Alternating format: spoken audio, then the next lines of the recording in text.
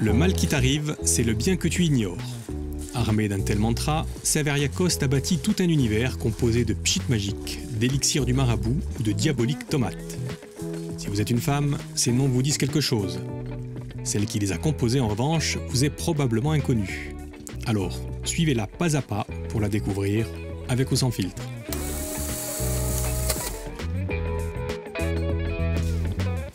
Allez, Saveria, c'est par ici que ça se passe. Ouais.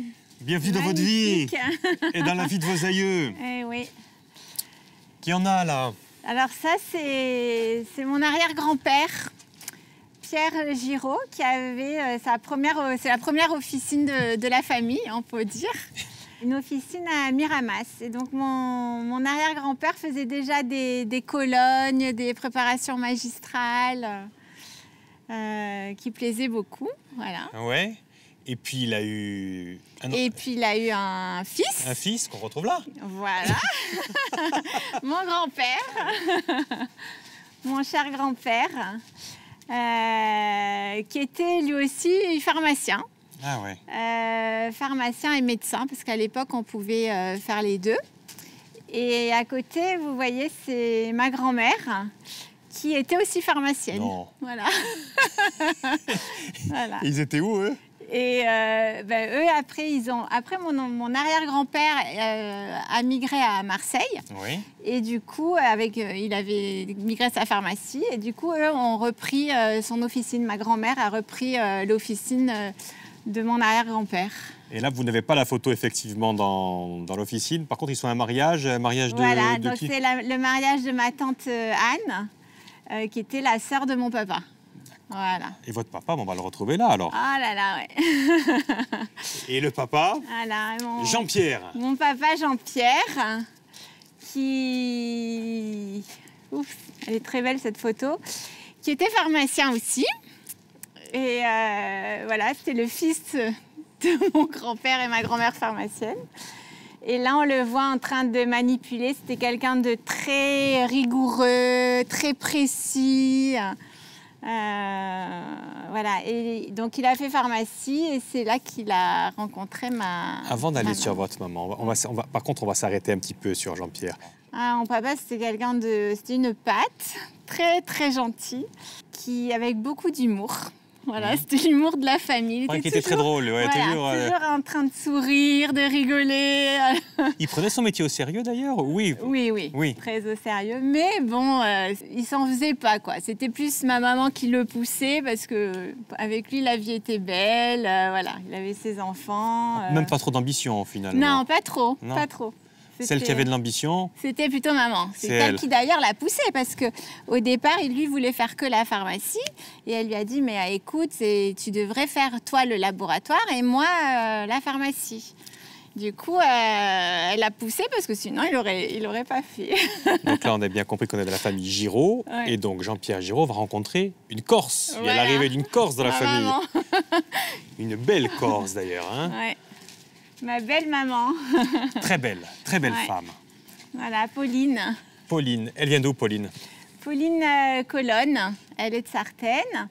Et elle part à l'âge de 20 ans pour faire ses études de pharmacie à Marseille.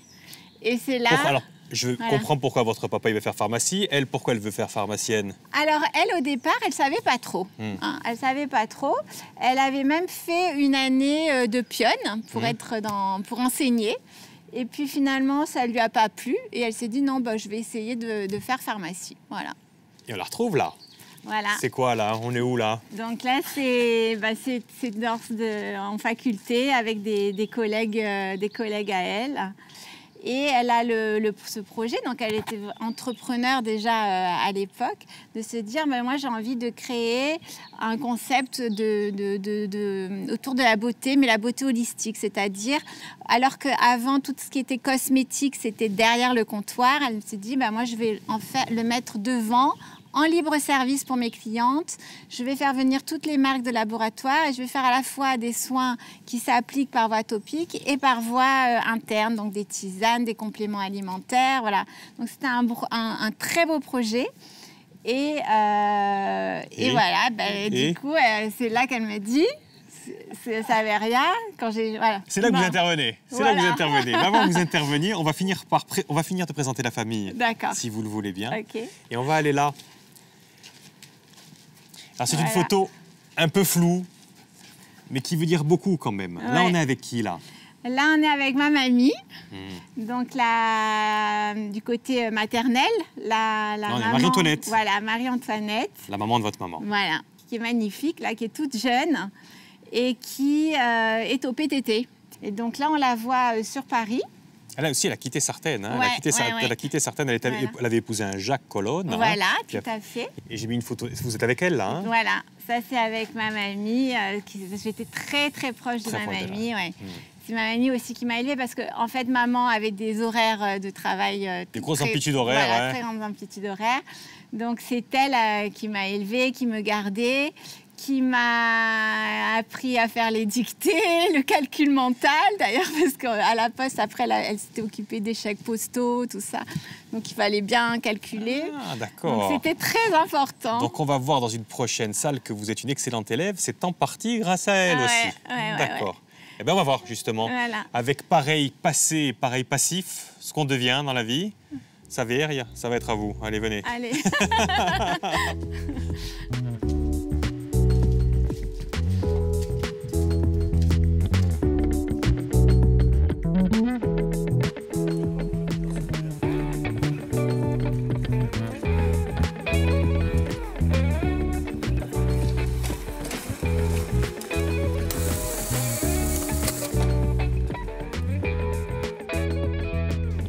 Prenez place, Saveria. Et donc, vous... Et vous, on vous retrouve donc, comme je l'ai dit, on va vous retrouver là. Ah. Oui. Là, c'est à l'école. Oui, à l'école. Vous êtes où là, d'ailleurs, sur la photo du dessus? Alors, je suis au premier rang. Ah oui, en train de rigoler, là, c'est ça? Voilà. Ah oui. À côté de la petite blonde. Au premier rang pour les premières. Hein, vous êtes vite première de la classe. Hein. Ouais. Mais parce que c'est important pour vous, je crois. C'est très important parce que j'ai été éduquée comme ça, qu'il fallait bien travailler pour être indépendante dans la vie. Voilà, les femmes indépendantes.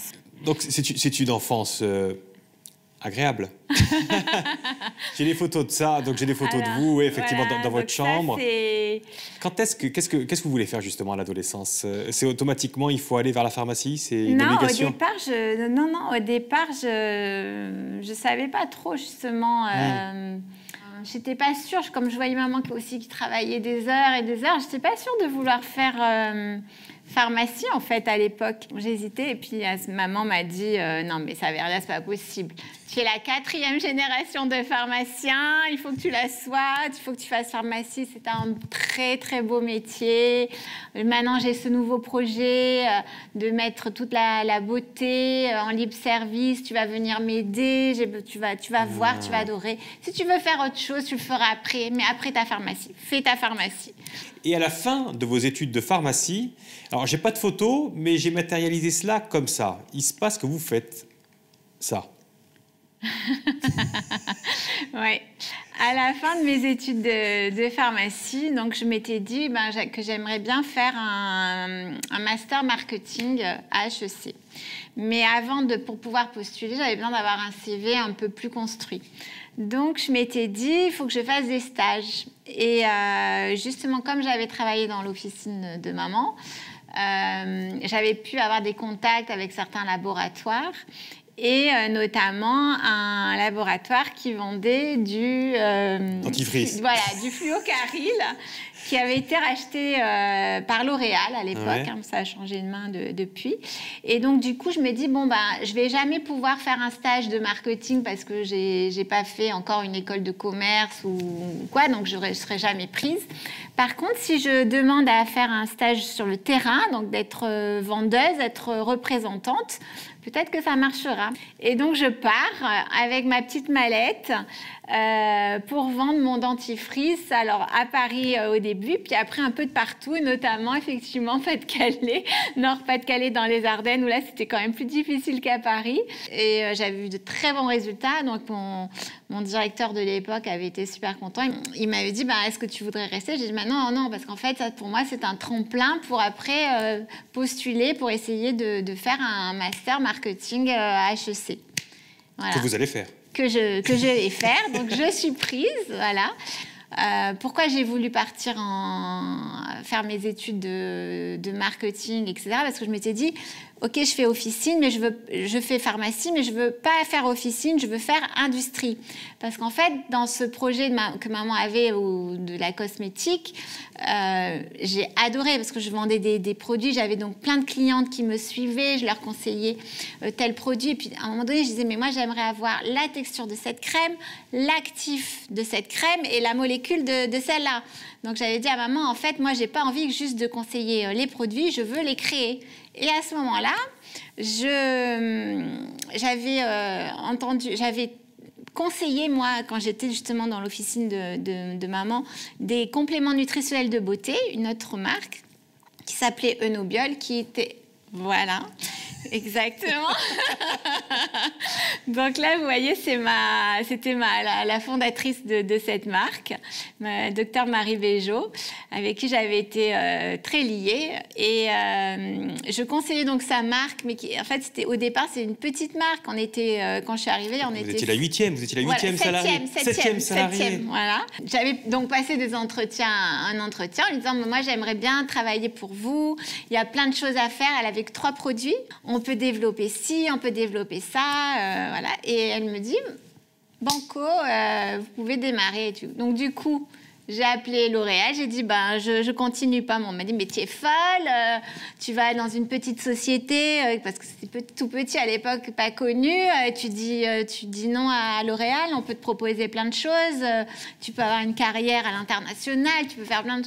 Ne fais pas ça. Je dis, non, moi je veux pas être... j'ai l'impression que dans ces grosses boîtes, on est cantonné. Moi, je veux avoir une vision transversale de la société. Là, il y a plein de choses à faire, c'est une petite PME. Je me retrouvais plus dans ces valeurs, voilà.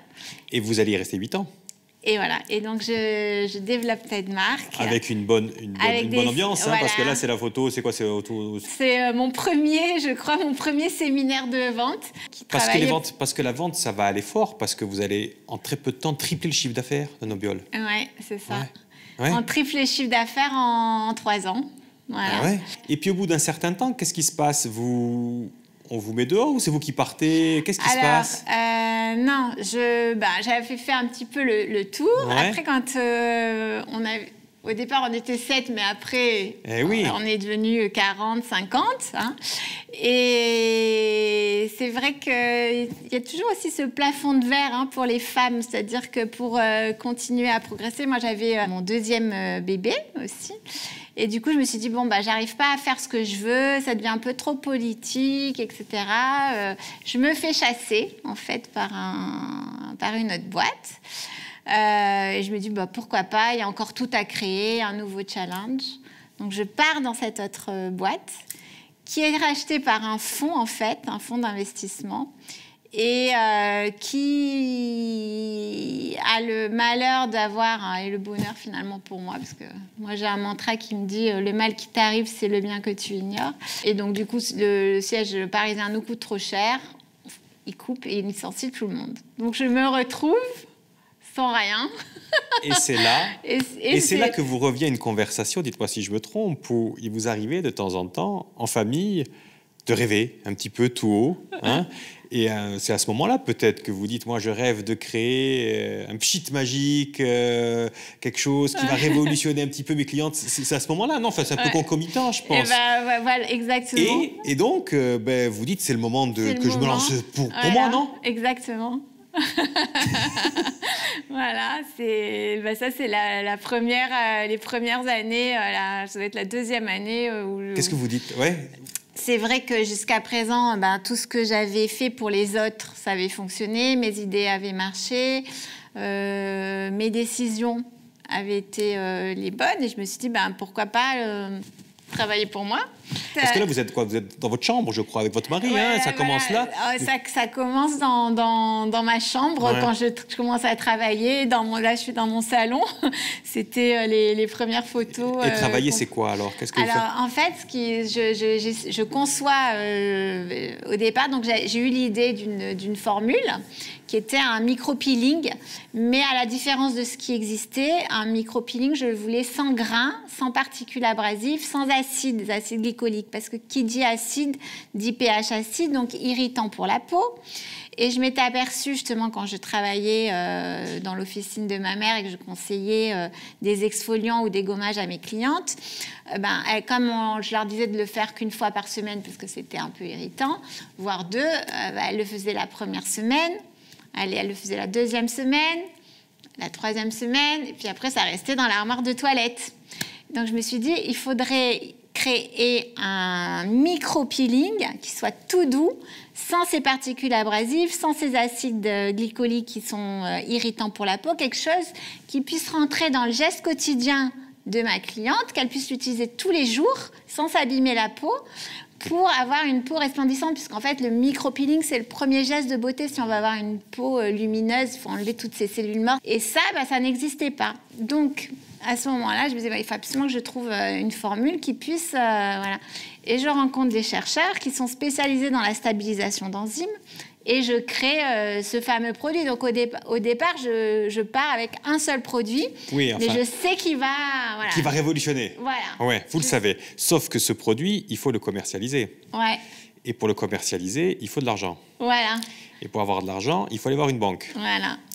Et c'est là qu'il y a un petit souci, en fait. Oui. Parce que toutes les banques que vous allez voir... Ouais.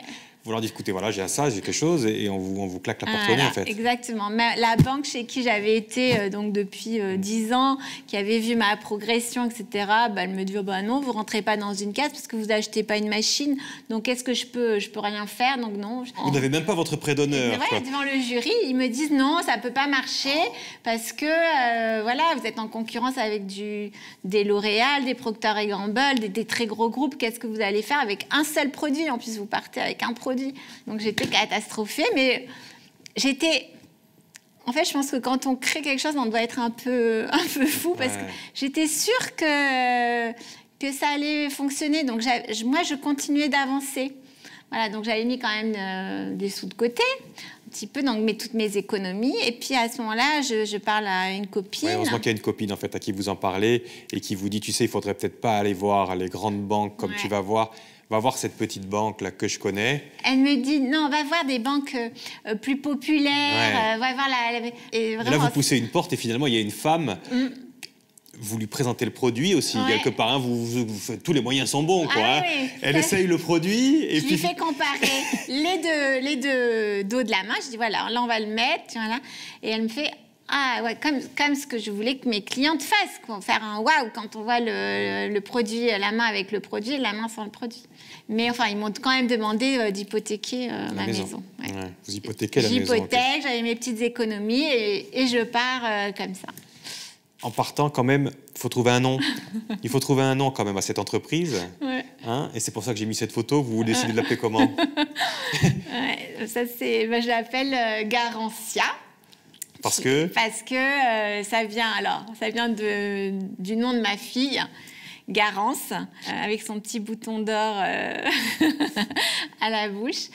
Vous avez le nom, vous avez un petit peu d'argent. Maintenant, il reste à commercialiser le produit. Voilà. Alors, j'ai que cette photo. On voit que donc c'est vous, c'est le produit vert. Ça, c'est des premières, voilà. C'est les premiers... Vous allez aux Galeries Lafayette, vous allez partout, vous essayez de vendre votre truc, voilà. Finalement. Hein. Voilà. Et assez rapidement, vous recevez ça.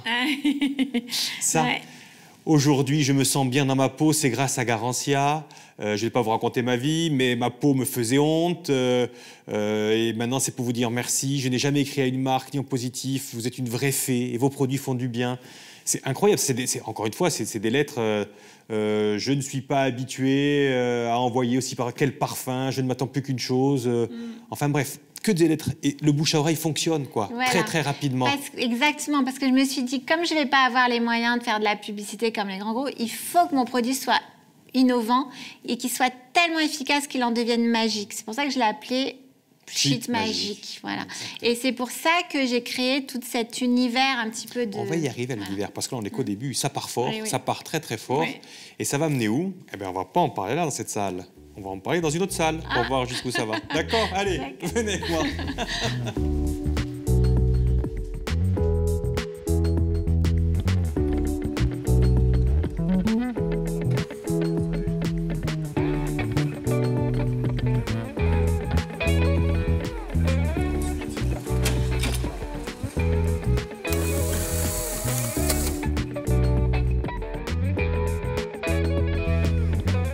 Allez, Saver, il y a la dernière pièce et c'est la route vers la gloire. Hein, oui, oui, la gloire. On la voit là, déjà, avec l'entreprise. Ah oui. On est loin de la période où vous étiez que 2 dans la pièce avec votre mari. Hein. Oui. Vous êtes 80 aujourd'hui, Oui, Garantia. c'est ça, à peu 80. près. Oui. À peu près. Croissance à 2 chiffres. Ouais, tout à 3000 fait. points de vente. Voilà. C'est un truc de dingue. Ouais, c'est une belle réussite, effectivement. Et ça, c'est un séminaire de récompense avec toutes les équipes qu'on a fait là. Lui, on va le revoir justement. Mais c'est récompense, il y a pour les équipes et puis il y en a aussi pour la marque. Hein.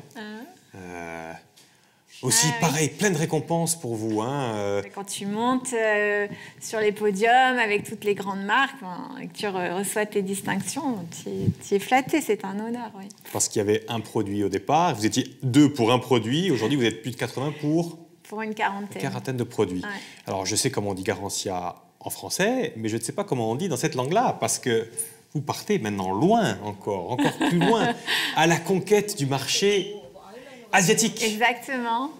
Voilà, donc ça c'est un making-of d'un film pour la Corée. Ouais. Parce qu'on a ouvert la Corée avec des magasins, des pop-up magnifiques.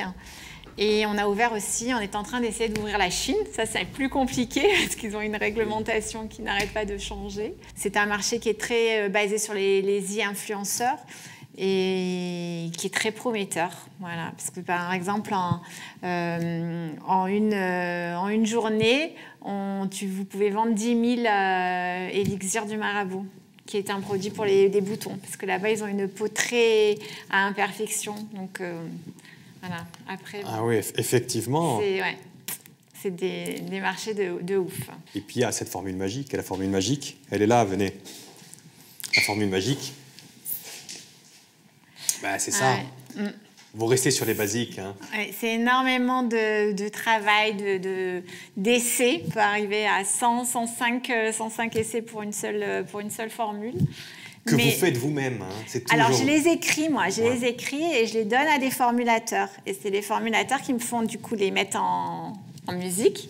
Et on fait les essais. Alors, c'est pas assez, ça pénètre pas assez, c'est pas assez ci, pas assez ça, voilà, etc. Ah oui, et puis alors là, j'ai vu un nouvel actif qui peut être bien, essayer de me rajouter. Mais après, bon...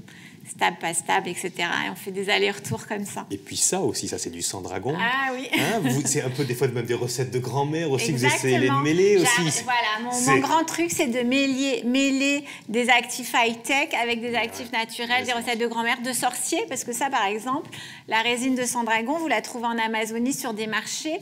C'est pour toutes les premières aides, les brûlures, les coupures. Là-bas, c'est très connu. Donc, moi, j'ai retrouvé... une formule dans un vieux livre de la pharmacopée où avant de l'utiliser, puis on ne le retrouvait plus en France. Donc j'ai fait une recherche et j'ai retrouvé un Indiana Jones, un chasseur de plantes, qui est allé me trouver cette résine voilà, à la lisière entre le Pérou et l'Amazonie. Et une fois que vous avez trouvé la bonne formule, il faut la tester. Et vous avez votre testeuse. Oui, alors... Ça, c'est les mains de votre maman. Exactement. Hein, qui est maman, et ça, c'est une collaboratrice, etc. Parce que là, c'était quand je testais les crèmes anti-taches. D'accord. Voilà. Mais encore aujourd'hui, je crois qu'elle teste. Oui, mais bien sûr. Parce que le produit anti-taches, il n'est pas très vieux. Donc, j'ai dit, alors, dis-moi et tout. Mais bon, moi, je teste. J'ai des amis qui me testent. Ouais. Et puis, maman, est une grande testesse. Et puis, vous l'avez dit, des livres, vous allez chercher des vieilles recettes. Et d'ailleurs, ça fait partie un petit peu de l'esprit des bureaux aujourd'hui. Parce que vous êtes là, aujourd'hui, aux Orphelins d'Auteuil. Et effectivement, vous avez recréé cet univers un petit peu magique avec une espèce c'est une vraie ou une fausse bibliothèque? C'est une porte secrète, en fait, qui va dans la chambre des secrets. Ah oui, quand vous ouvrez. Et Et après, vous arrivez dans la grande salle plénière, là, que vous voyez. C'est ce qu'on appelle la pharmacie. Donc, on a les secrets. Et puis, il y a d'autres secrets de réussite pour vous. Et ils sont sur cet écran. Ce seront les dernières photos. Si ça marche aussi comme ça, c'est peut-être aussi parce qu'il y a de la fidélité dans tout ce que vous faites. Oui, oui. On en a parlé depuis tout à l'heure. On l'a juste entreaperçu. Donc ça, c'est moi et mon mari, mais je devais avoir 16 ans et demi, parce que je l'ai connu à 16 ans et demi. Et je suis toujours avec. Vous avez traversé des choses. On s'est mariés. Et aujourd'hui, c'est le PDG de l'entreprise. Voilà. Et là, on est à la Pignata. La Corse, justement. Voilà, vous ne croyez pas si bien dire, parce que la Corse, elle est là aussi. Et voilà. Donc ça, c'est chez moi, à Pianote. Et c'est les grandes tables, voilà. Les grandes tables avec tous les amis.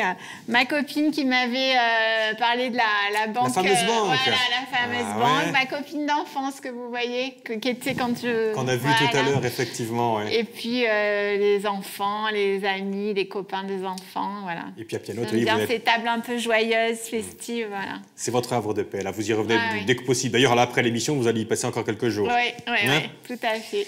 Donc, on va faire la dernière photo quand même. C'est celle-ci. C'est bien. Ça, c'est moi et ma fille, Garance, qui est la 5e génération de pharmaciens, puisqu'elle est en 4e année de pharmacie. Ah oui, il n'y a pas de hasard, là, la vie. Elle veut reprendre l'entreprise j'espère peut-être qu'elle y travaillera, je ne sais pas, mais elle est quand même aussi beaucoup attirée par le parfum. Donc peut-être que ça sera un futur né, je ne sais pas. Ah, ça pourrait être intéressant aussi qu'il y ait une gamme parfum à côté de vous aussi, finalement. Bon, l'avenir est radieux alors, de toute façon. Hein. J'espère. Allez, venez, on fait un petit selfie, c'est le geste de la fin, avant de vous laisser repartir du côté de Pianote, Oli. Hop. Merci infiniment. Merci infiniment, Saveria. Je sais que vos produits cartonnent en Corse. Vous revenez de temps en temps d'ailleurs pour voir un petit peu ou pas trop pour le business? Pour le business aussi? Bien sûr. Pas que pour le plaisir? Non, pas que... Nous, on se reverra pour le plaisir. Oui, je reviendrai me voir. Un de ces jours, Saveria.